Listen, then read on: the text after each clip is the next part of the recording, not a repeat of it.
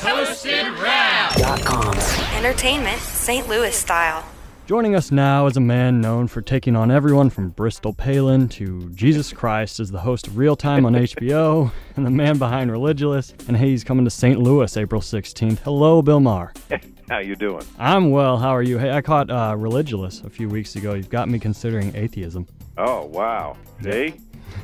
See, it can be done. Yeah, you're welcome for the compliment. I appreciate it. That's a documentary that takes on organized religion. It's Larry Charles is behind that, right? Yes, the man from Borat. Right. They have in common, I guess, a couple maybe sneaky tactics, tricky editing, cutaways out of context. That's what makes it funny. Do you worry, though, that maybe waters down the real message behind the film? I do not. I don't think we did anything with the editing that changed contextually what was going on. Now, look, I'm not going to lie. When you're making a documentary about religion, a lot of people don't want to talk to you to begin with. So, it is helpful to not advertise your theme as much as you can as you go around. But I would say that's the extent of what we were doing. We didn't lie to anybody. We just, if they didn't ask, we didn't tell them. An overlying message of the film is the question, how can otherwise intelligent people believe in the outrageous stories that provide the basis for organized religion? But isn't that what faith is, and is believing something that's very hard to believe? Are you exposing maybe the folly of faith? Exactly. I mean, that's one of the questions I ask over and over again. I ask it to the senator from Arkansas. I said, Senator, just tell me why the willing suspension of critical thinking is a good thing. To, believe in what obviously to me are ancient myths that have outgrown their usefulness and now only serve to incite violence, that to me is not good faith.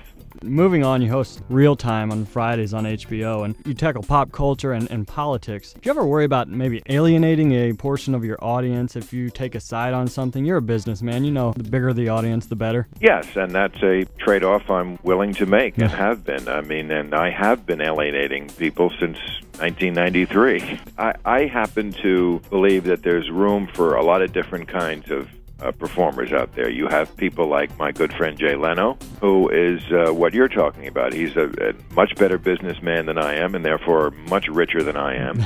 Because you're right, he doesn't alienate anybody. He plays it down the middle, and that's one way to go. It just was not the way that suited me, or quite frankly, appealed to me. I would rather say what I truly believe and let the chips fall where they may. And you're right, there's lots of people who don't like me at all, and they don't have to watch. Tell me about your live show. What can we expect when we come to see you at the Fox? You can expect to laugh your ass off. I mean, I take my stand-up shows more seriously than anything. I am very excited that it's a whole new world, a whole new act. I've been on the road a lot this year so far, and I've been happy to report that I can tell the critics who thought that there couldn't be comedy after George Bush that there's a lot of comedy after George Bush, and it's really funny. And so many people were so worried when George Bush was going away. Is there going to be comedy? I always said, hunky please. As long as there are still Democrats and young girls and Republicans and young boys, there is going to be a lot of comedy. And, if you're going to say, well, Obama, you can't make fun of him. No, I absolutely can. He doesn't make it easy, let's put it that way, like some presidents. He's not fat. He doesn't cheat on his wife. He's not stupid. He's not angry. He's not phony. He's eloquent. He's eloquent, exactly. But he's not some infallible chocolate Jesus, okay?